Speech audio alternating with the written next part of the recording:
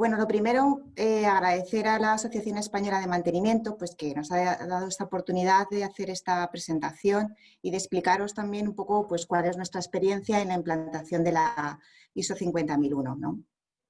La presentación va enfocada desde luego desde el punto de vista de mantenedores, es decir, nosotros no somos auditores energéticos ni tampoco pertenecemos a ningún departamento de calidad ni de servicios generales, es la visión que tiene mantenimiento en esta implantación de la norma. Yo creo que podemos aportar mucho en nuestras propias organizaciones y también a nuestros clientes en este asesoramiento e implantación. Ahora lo veremos. Hay una parte, yo creo que es bastante técnica, en la que nosotros tenemos esa cabida. Sí que me gustaría ver primeramente pues, cuál puede ser el objetivo y la motivación de muchas empresas para decidirse a implantar la ISO 50001. Tenemos que hacer una descripción también general, digo tenemos que hacer porque la norma es una norma, tampoco es que sea muy apasionante, ¿no? Pero sí que tenemos que ver pues, un poco todos los puntos de la norma, los pasaremos muchos, simplemente los nombraremos, pero sí que hay que tener una visión y sobre todo también de la terminología que se va a utilizar para, bueno, yo creo que la terminología al final cuando te metes en un mundo de estos es como el 80%, ¿no? Es decir, saber todos de qué estamos hablando, ¿no? Y luego veremos en esta parte de aspectos energéticos y mantenimiento de la ISO 50001 qué puede aportar mantenimiento en esa ISO 50001. Y finalmente unas conclusiones sacadas un poco, pues, lo que os comentaba de nuestra propia experiencia al implantar la norma y también del asesoramiento que normalmente solemos dar a nuestros clientes, ¿vale? Y luego, y preguntas, por supuesto, que intentaremos resolver, ¿vale? Pues el principal objetivo que puede tener una empresa, desde luego, a la hora de implantar la ISO 50001, básicamente va a ser ese ahorro energético y, por lo tanto, el ahorro de costes que va a poder conseguir. Digamos que eso es lo principal, ¿no?, que busca la norma. Un control de los consumos, una planificación de la eficiencia energética, ¿vale? También es cierto que sobre todo con la nueva versión, luego veremos que hay una nueva versión de 2018, es bastante más sencillo integrarla dentro de nuestra organización si ya disponemos de otros sistemas como la 9001 o la 14001. Entonces, bueno, puede ser un buen motivo para decidirse a implantarla. Por supuesto, el seguimiento de esta norma te va a obligar a hacer un cumplimiento de la legislación energética, con lo cual es otra motivación más. Y también quería destacar este Real Decreto 56/2016 que obliga pues, a las grandes empresas a realizar auditorías energéticas en sus instalaciones y además las tienen que realizar cada 4 años.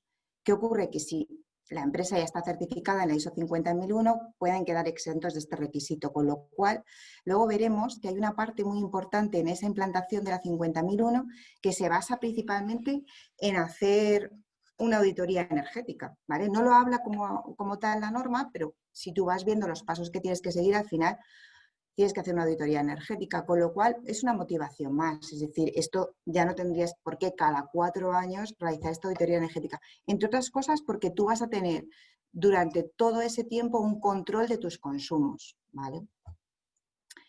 Otras motivaciones, obviamente, pues que se mejora, ¿no?, la sostenibilidad y reputación de la empresa, sobre todo si se comunica externamente, ¿no?, la consecución de esta certificación.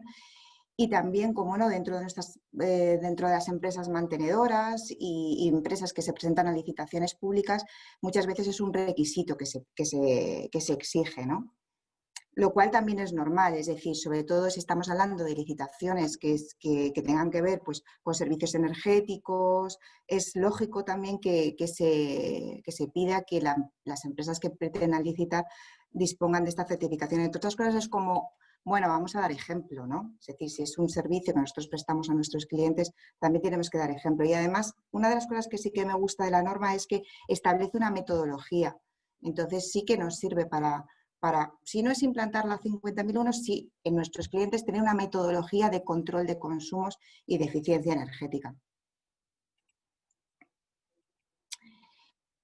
En cuanto a la descripción que os quiero dar así general de la norma, pues bueno, lo que nos dice la norma es que es una norma desarrollada por ISO, que tiene como objetivo mantener y mejorar ese sistema de gestión de energía en la organización y permitir esa mejora continua de la eficiencia energética, la seguridad energética y la utilización de energía y el consumo energético, con un enfoque sistemático. Esto es lo que os decía, es decir, se establece una metodología en la cual tú vas a poder controlar tus consumos, planificar de alguna manera cuáles van a ser los consumos y qué variables van a afectar a tu consumo y poder tener un control sobre eso, además de cumplir con toda la legislación efectivamente referente a la eficiencia energética y referente al final a tus propias instalaciones, ¿vale? Hay dos versiones, la 2011 y la 2018, y la versión 2018 deroga ya la 2011, con lo cual, pues aquellas empresas que dispongan de ese certificado de la 2011 disponían de 3 años para poder certificarse en la siguiente versión, con lo cual antes del 20 de agosto del 2021, pues todos esos certificados, si se pretenden continuar manteniéndose, tienen que pasar a esta nueva versión 2018. La que nosotros vamos a comentaros aquí es la nueva versión, ¿de acuerdo? Porque ya no tiene sentido, ¿no?, la anterior. En cuanto a esto, quería comentaros, las normas ISO normalmente tienen esta estructura de alto nivel, ¿no? ¿Y qué quiero decir con eso? Pues que si os fijáis en este índice que os marco aquí a la izquierda, es un índice que es común para todas esas normas. Entonces, lo bueno que tiene además esta nueva versión es que se ha, digamos, adaptado a esa estructura de alto nivel y con lo cual hay muchas cosas que si nosotros en nuestra organización ya tenemos la 9001 y la 14001, va a ser muy sencillo de alguna forma reutilizar algunas de lo que ya tenemos desarrollado en esas otras normas, siempre, por supuesto, adaptado pues, a una visión de eficiencia energética, de consumos energéticos, pero ahí hay una parte que ya tenemos muy avanzada, ¿vale? La metodología de esta ISO 50001 se basa pues, en este ciclo de planificar, hacer, verificar y actuar. Como podéis ver en el gráfico, lo principal y lo que está en el centro de todo es el liderazgo, es decir, se pide y se exige un compromiso por la parte de la alta dirección, que digamos es de donde va a radicar todo lo demás. ¿De acuerdo? Hay una primera parte que será esta parte de planificación, es decir, de ver cuáles son nuestros consumos, cómo estamos consumiendo esa energía, cómo podemos cuantificar lo bien o lo mal que lo estamos haciendo, ¿de acuerdo? De ahí saldrán, que es esa parte de planificación, ¿vale? Luego saldrán una serie de acciones que tenemos que realizar. En esta parte de hacer está esa parte de apoyo y operación. Ahí la labor de mantenimiento también es básica, es decir, el mantenimiento de nuestros propios equipos, cómo lo hagamos, el control de los mismos, también va a determinar que seamos más o menos eficientes energéticamente, ¿vale? Después, por supuesto, verificar que aquello a lo que nos hemos comprometido con una serie de objetivos de eficiencia energética se está cumpliendo o no y que esa evaluación sea correcta. Y, por supuesto, pues de todo esto saldrán una serie de mejoras, una serie de no conformidades que tendremos que ir subsanando, ¿vale? Y así cerramos este círculo. En esta versión también 2018 se hace también especial hincapié, que ya se hacía en la 9001 y en la 14001, al contexto de la organización. Es decir, es importante ver cuáles son las cuestiones internas y externas que a mi organización le afectan en materia de eficiencia energética y eso lo tenemos que definir, ¿vale? Es posible que todo eso ya esté definido, quiero decirte, que ya dispongamos de alguna manera pues de una gestión de riesgo dentro de nuestra propia empresa, entonces es cuestión de adaptarla, pero a la parte de eficiencia energética. Y, por supuesto, definir, ¿no?, todo esto, el alcance de nuestro sistema de gestión de energía, ¿no? Aquí os voy a ir mostrando el índice de la norma, ¿vale? No quiero extenderme tampoco en algunas partes, pero sí que quiero que veamos como una visión global, ¿vale? Y os iré comentando en qué partes de la norma yo creo que es especialmente importante hacer hincapié, ¿vale? Bueno, pues como podéis ver hay una primera introducción en donde precisamente se habla de ese ciclo planificar, hacer, verificar y actuar, ¿no?, que es como la filosofía de la norma. Un objeto y campo de aplicación, las referencias y los términos y definiciones. Aquí no voy a entrar, pero a medida que vayamos desarrollando la presentación, habrá términos que os explique más en detalle, ¿vale? Pero esto sí que es importante, es lo que os decía. Es decir, cuando te introduces en un mundo de estos, pues hay una terminología que hay que conocer para que todos hablemos el mismo idioma. Aquí ya comenzamos esta parte del punto 4, punto 5, punto 6, que los que conozcáis efectivamente esa parte de 9001 y 14001 veréis que es exactamente igual, nada más que adaptado a la parte de energía, ¿vale? En ese contexto de la organización es lo que os comentaba, es decir, hay que hacer una gestión de cuáles son las necesidades y expectativas de las distintas partes interesadas y partes interesadas, ¿quiénes son? Pues dentro de nuestra propia organización, las partes interesadas que inciden en la gestión energética, en el consumo energético, pues son desde nuestros propios empleados, la alta dirección también, ¿por qué no? Nuestros proveedores, nuestros propios clientes. Es decir, hay que hacer ese ejercicio de ver cuáles son las necesidades y expectativas de esas partes interesadas. Y a partir de todo esto, determinar cuál va a ser el alcance de nuestro sistema de gestión de energía, ¿vale? En la parte de liderazgo, esto también es común al resto de normas, es muy importante que definamos cuál va a ser esa política energética.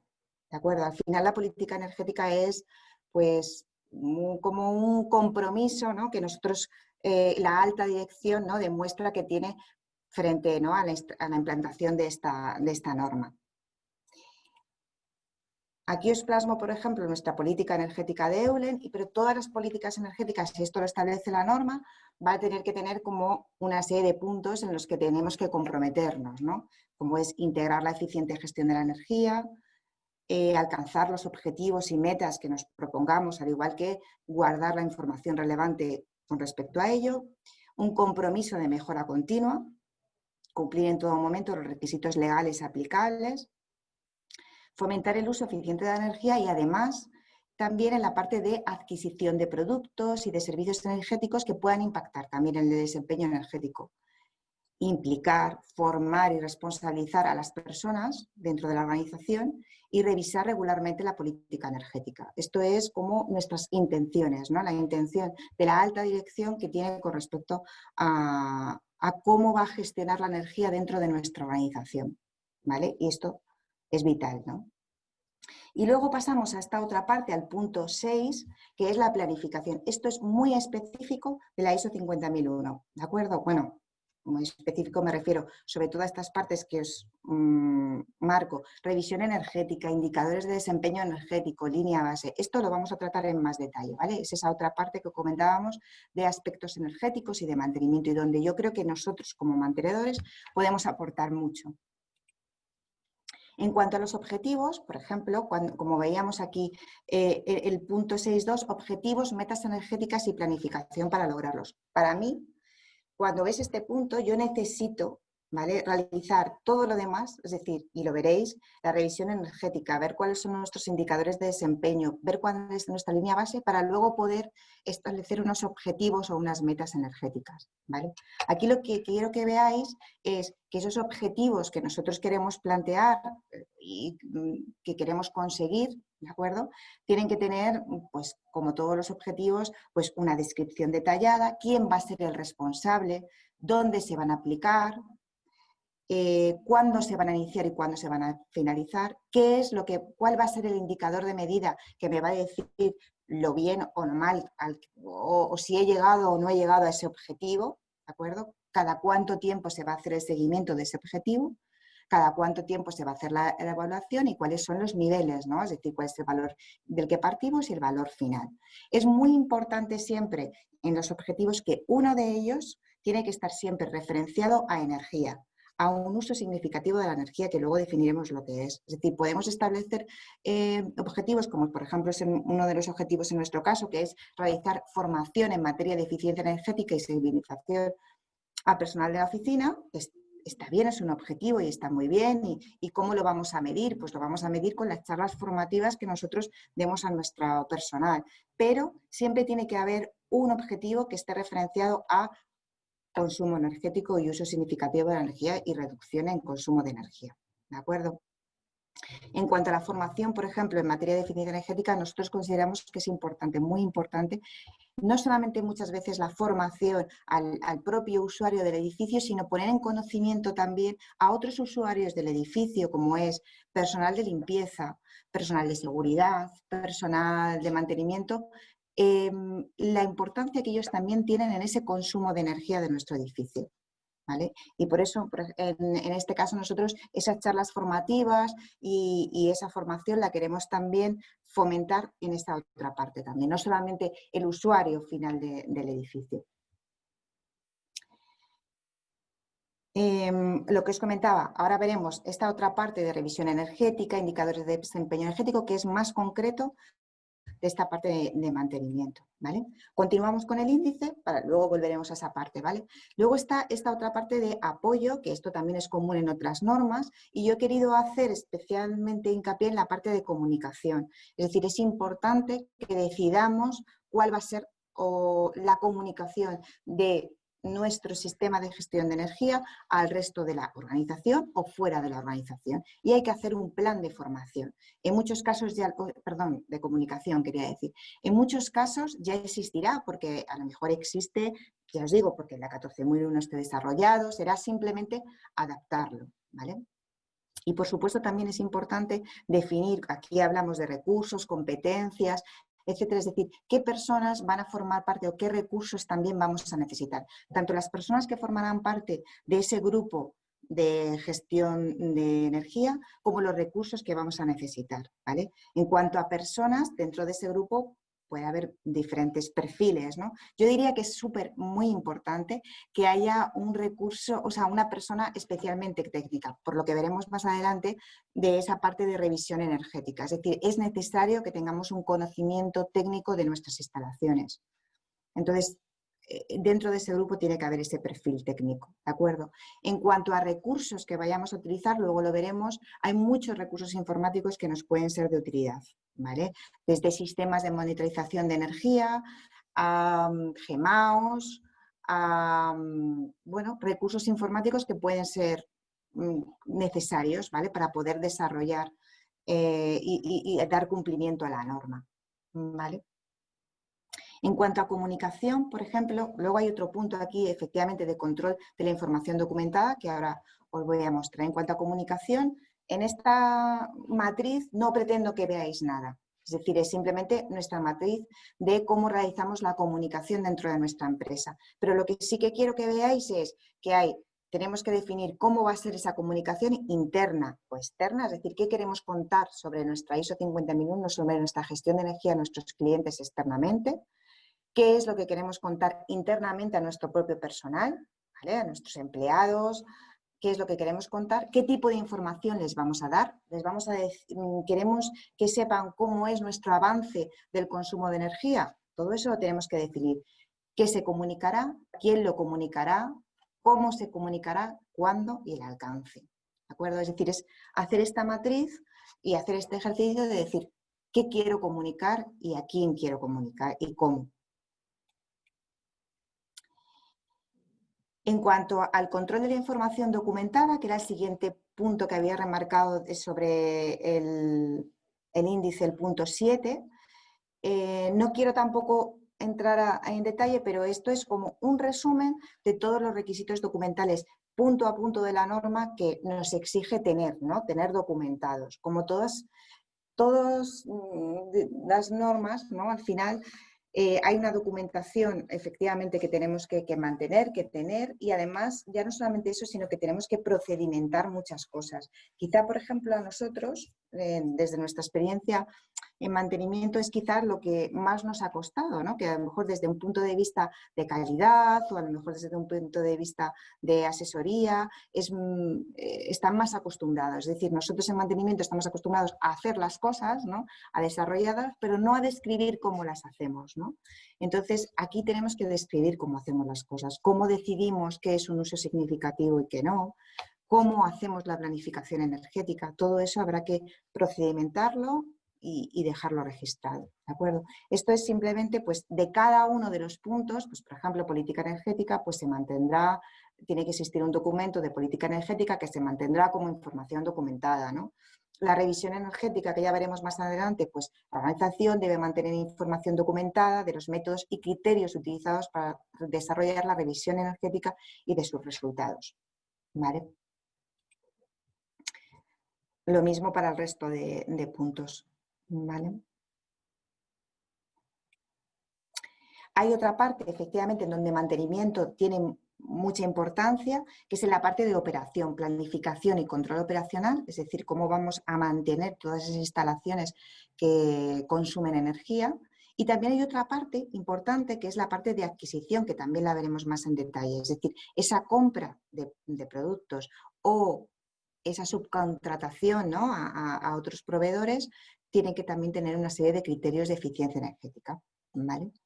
Y luego en este punto 9 hablamos de la evaluación del desempeño. Es decir, nosotros hemos definido una serie de consumos, hemos definido una serie de objetivos y ahora tengo que evaluar si esos objetivos y si esa energía está cumpliendo con esos objetivos que yo me había propuesto o no. ¿De acuerdo?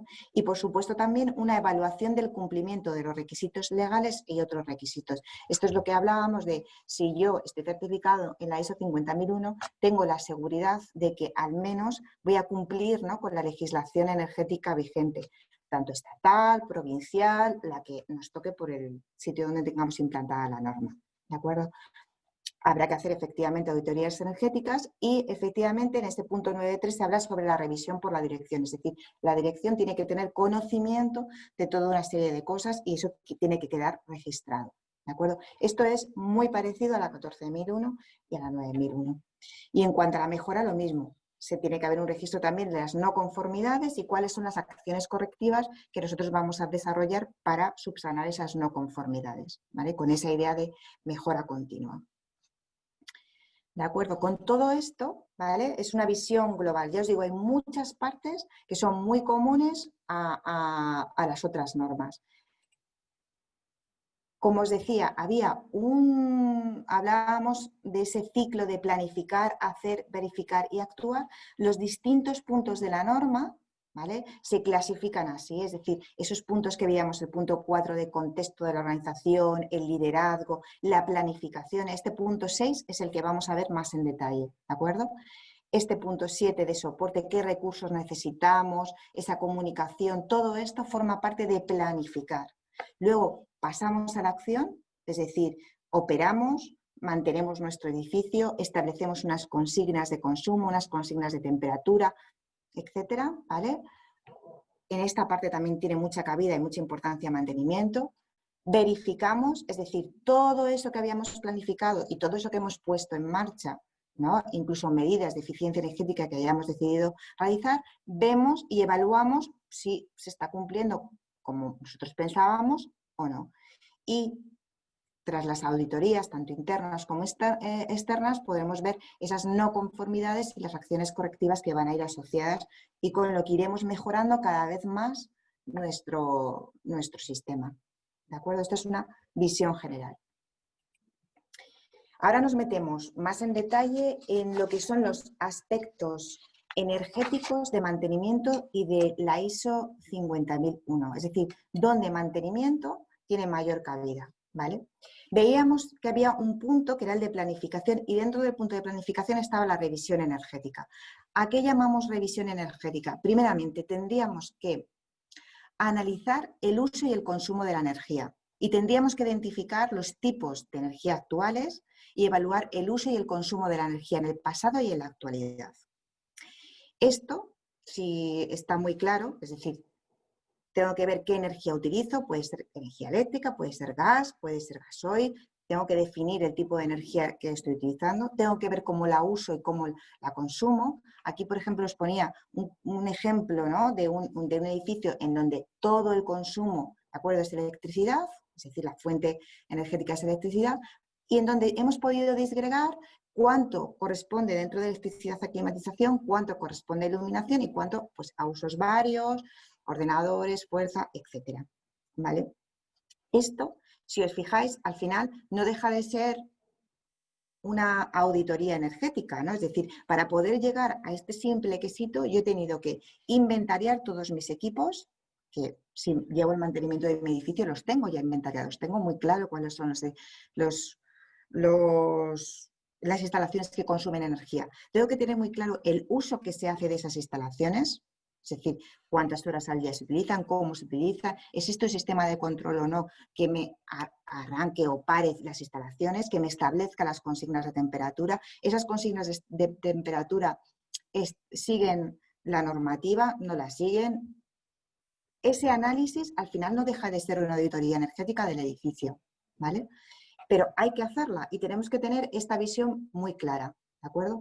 Una vez que yo tengo claro cuáles son los usos de mi energía, lo que yo tengo que definir son los usos significativos de la energía. Esto que ahí aparece como use, luego es muy utilizado a lo largo de toda la norma y se hace referencia continuamente. ¿Qué significa los usos significativos de la energía? Yo tendré que definir dentro de todos los usos que yo tengo de mi energía en cuáles quiero poner mi foco, cuáles son los que yo voy a medir, los que voy a, bueno, principalmente medir y sobre los que voy a establecer una serie de objetivos, ¿vale? Es decir, no tengo por qué, no todos los usos de la energía tienen por qué ser significativos. En este caso, por ejemplo, nosotros hemos determinado que los usos significativos de la energía van a ser climatización e iluminación. Esto también habrá que procedimentarlo en la norma y definir en tu norma cuál es el método que tú vas a utilizar para definir cuál es el uso significativo de la energía o no. Por ejemplo, nosotros lo hemos hecho a través de un checklist, es decir, nosotros decimos, bueno, pues si el consumo de energía, en este caso, por ejemplo, de climatización, supera un tanto por ciento con respecto al consumo total, tengo tantos puntos. Si además las instalaciones son deficientes, del 1 al 5 tengo tantos puntos. Si además no se hace un uso correcto de las instalaciones, también lo puntúo del 1 al 5 tanto. Entonces, todo aquello que tenga una puntuación superior a X, eso yo lo voy a denominar un uso significativo de la energía, ¿vale? Es decir, que por ejemplo, en este quesito, por decir de alguna manera, es posible que para mí la climatización lo sea porque estoy viendo que hay más de un 50% del consumo total del edificio que es climatización, pero puede llegar un momento en el que para mí la iluminación no sea un uso significativo de la energía. Y tú digas, ¿por qué? Porque todas las instalaciones están cambiadas a LED, porque tengo un control de las instalaciones y porque no lo consideré efectivamente ese uso significativo. En mi checklist, cuando lo haga, veré que ya no es algo en lo que yo tenga que enfocarme. ¿De acuerdo? Es decir, incluso a lo largo del tiempo esos usos significativos pueden ir cambiando. ¿De acuerdo? Vale, una vez que tenemos definidos esos usos significativos, como por ejemplo son climatización e iluminación, hay que determinar lo que se llama desempeño energético. Desempeño energético son los resultados que tú quieres obtener y que esos resultados sean medibles. Lo vamos a ver en el siguiente punto, ¿vale? Cómo se determina ese desempeño energético, ¿vale? También tendremos que determinar qué variables son relevantes. Esto es muy importante, es decir, y esto también es una terminología también de la norma. Variable relevante son factores cuantificables que impactan de forma significativa en el desempeño energético y que cambian de forma rutinaria. Hay otro concepto también que es el de factor estático, que son factores que son también cuantificables y que impactan de forma significativa, pero que no cambian de forma rutinaria, ¿vale? Entonces, como variables relevantes, pues está muy claro que las condiciones climáticas es una variable relevante. Como un factor estático, yo diría que los metros cuadrados, a no ser que hagas un cambio en tu instalación y la amplíes y tal, los metros cuadrados de nuestros edificios pues no van a cambiar, ¿no? Entonces eso no sería una variable relevante porque no es algo que cambie de forma rutinaria. A nosotros nos ha pasado que para nosotros el número de ocupantes de nuestros edificios no era una variable relevante, porque siempre veníamos los mismos a trabajar, ¿no? Es decir, había, pues eso, una continuidad, ¿no? en el número de ocupantes, ¿no? Bueno, más o menos. Pero, por ejemplo, ahora con las restricciones que hemos tenido de aforo en nuestras propias oficinas, ese número de ocupantes consideramos que ahora sí es una variable relevante. Sí que va a hacer el número de ocupantes que consumamos más en climatización, por ejemplo, o que consumamos menos. Y antes era una variable que no medíamos. Es decir, aproximadamente en nuestros edificios en la sede central hay 200 personas, pues había 190, 100, 200, etc. ¿Sabes? No era una variable. Ahora sí, porque ahora hemos pasado a que haya un 20%, ahora hay un 50% y no sabemos tampoco cómo va a ir evolucionando. Entonces sí es una variable para nosotros ahora relevante. Tenemos que identificar las personas que influyen en esos usos significativos de la energía, lo que os decía. Esas personas que influyen no solamente, por ejemplo, son los usuarios del edificio, sino también todas aquellas personas que colaboran en la limpieza del edificio, en el mantenimiento, en la seguridad del mismo. Es decir, por ejemplo, limpieza es un personal que hace uso del edificio fuera de los horarios habituales del edificio, con lo cual ese personal también está consumiendo energía en iluminación, quizá no en climatización, porque ya no se climatizan de la misma manera fuera de horario, pero sí en iluminación, sí en esos usos varios, utilización de maquinaria, etc. ¿Vale? También en esa revisión energética vamos a tener que determinar y priorizar cuáles son las oportunidades para mejorar el desempeño, para mejorar ese consumo energético. Si os fijáis, ese determinar y priorizar las oportunidades, eso también lo obtenemos en una auditoría energética.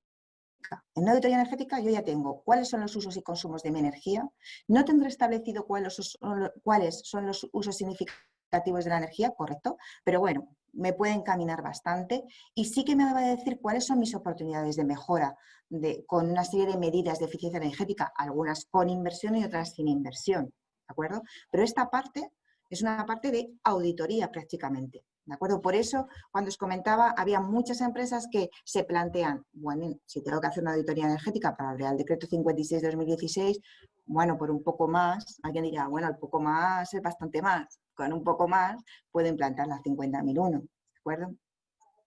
Y también es importante estimar los usos y consumos de energía en el futuro, es decir, proyectar cuál va a ser nuestro consumo de energía el próximo año, es tener un control de nuestros consumos. ¿Vale?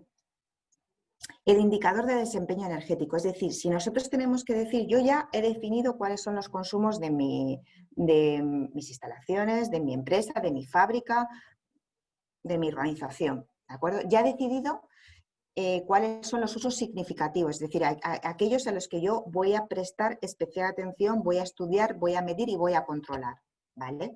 Pues ahora necesito una serie de herramientas o llamarlo variables o indicadores de desempeño energético que me digan si estoy desempeñándome bien energéticamente, sí o no, ¿no?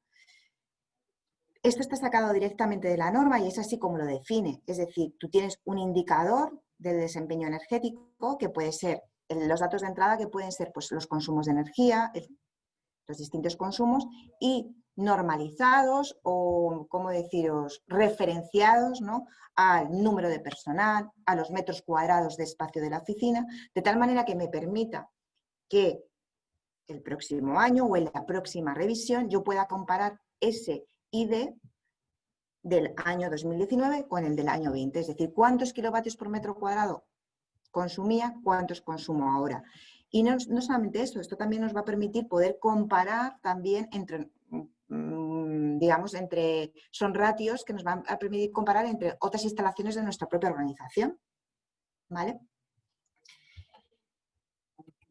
La línea base energética. La línea base energética tiene el mismo concepto, es decir, se trata de poder establecer si estoy consumiendo más lo bien o lo mal que estoy consumiendo. Esto se entiende muy bien, por ejemplo, en la parte de climatización, ¿vale? Es decir, en la parte de climatización es muy importante referenciar nuestro consumo energético, ¿vale?, a la climatología. Entonces, esto nos obliga a utilizar un periodo de referencia, es decir, yo voy a utilizar los consumos en climatización del 2019, ¿vale? Lo voy a cruzar, digamos, de alguna manera, ¿vale?, con los grados día, ¿vale? Y obtengo, digamos, una normalización, es decir, mi consumo de climatización versus grados día, ¿vale?, tiene esta curva, con lo cual yo, si establezco, digamos, los grados día, podré establecer en el 2020, ¿de acuerdo?, podré establecer cuál es mi consumo esperado en el 2020. ¿De acuerdo? Teniendo ya en cuenta incluso la climatología y podré decir si sigo o no sigo esta curva.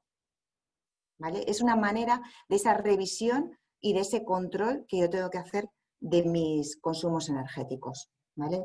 Entonces, como podéis ver, en toda esta parte sí que se necesita una serie de conocimientos de energía, una serie de conocimientos de instalaciones, que es donde entra, creo, muy de lleno mantenimiento. Otro punto que nos exige la norma es la planificación para la recopilación de datos de energía. Claro, pensar que nosotros en esa auditoría energética hemos podido, gracias a un inventario de las instalaciones, de la potencia que tienes instalada, del uso que se hace de las instalaciones, yo al final he conseguido obtener un quesito que me dice qué parte es electricidad, qué parte es climatización, qué es parte... Pero yo, si realmente tengo que hacer un seguimiento de esos consumos, tengo que medirlos. No me queda, no tengo más remedio que medirlos. Ahí es donde yo entiendo que es fundamental la implantación de un sistema de monitorización de energía. Y si además de medirlos, tengo que medirlos y diferenciarlos. Es decir, si el uso significativo para mí es la climatización, tengo que diferenciar el consumo de climatización del total de consumos de mi edificio. No puedo hacer una revisión energética solamente con las facturas que yo obtengo de la compañía eléctrica. Eso es una factura de un global total.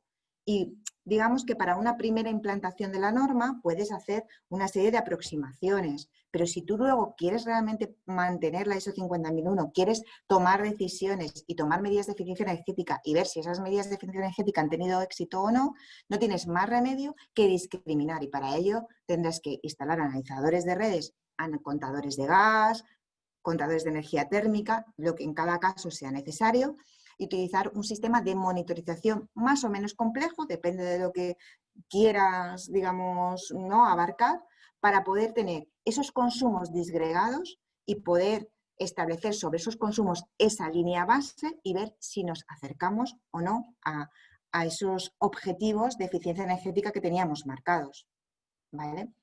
También será necesario recopilar esas variables relevantes que hablábamos, es decir, si para mí la variable relevante ahora va a ser el número de ocupación, tengo que recopilar esa información mensualmente, diariamente, depende del sistema que tenga, ¿no?, para recopilar esa información. También será necesario esos factores estáticos tenerlos claros por si cambian a lo largo de, ¿no?, de nuestra revisión energética. El consumo, lo que hablábamos, el consumo de energía relacionado por cada uno de esos usos significativos de energía. Y también tenemos que planificar, efectivamente, aquí hablamos de los criterios operacionales relacionados con la USA, es decir, tenemos que tener muy claro qué actuaciones realizamos sobre nuestras instalaciones y cómo las realizamos. Si disponemos de un sistema de control, cuáles son las consignas, si esas, por ejemplo, de temperatura, si esas consignas se cambian o no, si esos horarios se cambian o no, y todo eso tenerlo muy registrado, porque eso va a actuar directamente sobre el consumo energético de nuestro edificio. Aquí os hago una nota, lo digo porque a nosotros nos ha sucedido en la implantación de la norma, y es, aunque la norma no habla de la palabra calibración como tal, pero sí que es cierto que nosotros, si tú efectivamente vas a instalar una serie de contadores, ¿no?, para medir la energía, bien sea eléctrica, gas, etcétera, lo que sea necesario, tienes que corroborar de alguna medida o más bien verificar que esa medida es correcta. Es decir, nosotros, por ejemplo, en muchos casos, aquí os ponía una foto pues, que hemos disgregado en los cuadros secundarios, pues la parte que es alumbrado, clima y fuerza con contadores de energía. Sí que tenemos que con un analizador de redes que esté calibrado o en algunos casos con un polímetro también o una pinza perimétrica que esté calibrada, corroborar que las mediciones que yo estoy tomando con mi contador de energía se corresponden con las mismas que estoy midiendo con mi analizador calibrado, ¿vale? Y eso sí que hay que tener un registro de esa verificación y esa verificación hay que hacerla habitualmente, es decir, en nuestro caso, por ejemplo, lo hacemos pues cada 4 meses, ¿no? Se puede terminar cada 6 meses, no es necesario tan a corto plazo, pero para nosotros es muy importante, por ejemplo, bueno, para nosotros y para la norma, obviamente, que esos consumos que tú estés midiendo sean reales y veraces, ¿vale? Porque a raíz de eso es de lo que es a través de lo cual tú vas a tomar una serie de decisiones. Había otro punto, ¿verdad?, de la norma que hablaba sobre la planificación y control operacional. Esto es lo que os comentaba, es decir, vale, nosotros hemos planificado, hemos dicho cuáles son nuestros consumos, hemos visto cuáles son los usos significativos, todo esto. Vale, ahora nos queda la acción. Y en la acción hay una parte que es muy importante, que es controlar la energía, es decir, y controlar, pues lo que hablábamos, ¿no? Esas consignas de temperatura, esos horarios de funcionamiento, eso está, y el mantenimiento, es decir, exacto, el mantenimiento de nuestras instalaciones. Eso también es mantenimiento, ¿no? Es mantenimiento conductivo, yo lo entiendo así, ¿no? Entonces, en este caso, por ejemplo, nosotros lo que utilizamos es una herramienta que es el GEMAO, ¿no? Que lo que nos permite es planificar todas las acciones de mantenimiento preventivo que tenemos que hacer sobre nuestras instalaciones y también registrar todo ese mantenimiento conductivo, es decir, todas esas actuaciones que nosotros hacemos sobre nuestras instalaciones y que repercuten en la eficiencia energética quedan registradas, ¿vale? Para que luego cuando nosotros analicemos podamos ver, oye, ¿qué pasó tal día a tal alguien hizo esto, ¿no? No es necesario expresamente un GEMAO, pero bueno, nosotros desde el punto de vista de mantenimiento, para nosotros es vital y es lo que queremos, ¿no? Dar visibilidad a nuestra labor, a nuestro trabajo y qué mejor que con una herramienta como en nuestro caso, en este caso de nuestra sede corporativa utilizábamos GIM, pero cualquier otro GEMAO también es válido, ¿no? Y también una mención especial tenemos que hacer a la parte de adquisición, es decir, ahora que nosotros tenemos la norma ya instaurada, está claro que no podemos comprar, ¿no?, sin seguir un criterio de eficiencia energética. Bien evaluar a nuestros propios proveedores en esa parte de eficiencia energética, que también, y aparte las compras tienen que seguir una serie de criterios de eficiencia energética. Y en algunos casos, pues a lo mejor se verán penalizadas por el precio, pero tiene que ser, o sea, no puede ser de otra manera. Es decir, todo aquello que compremos, igual que los proveedores a los cuales nosotros contratemos, tienen que tener esa filosofía también de eficiencia energética, ¿no? Y por supuesto también en la compra de energía, ¿no?, en la adquisición de energía, que necesita incorporar esas políticas y esos procedimientos de adquisición. Hay otra parte también importante, como suele en casi todas las normas, que es esa evaluación de los requisitos legales, ¿vale? Esto nos lo exige la norma.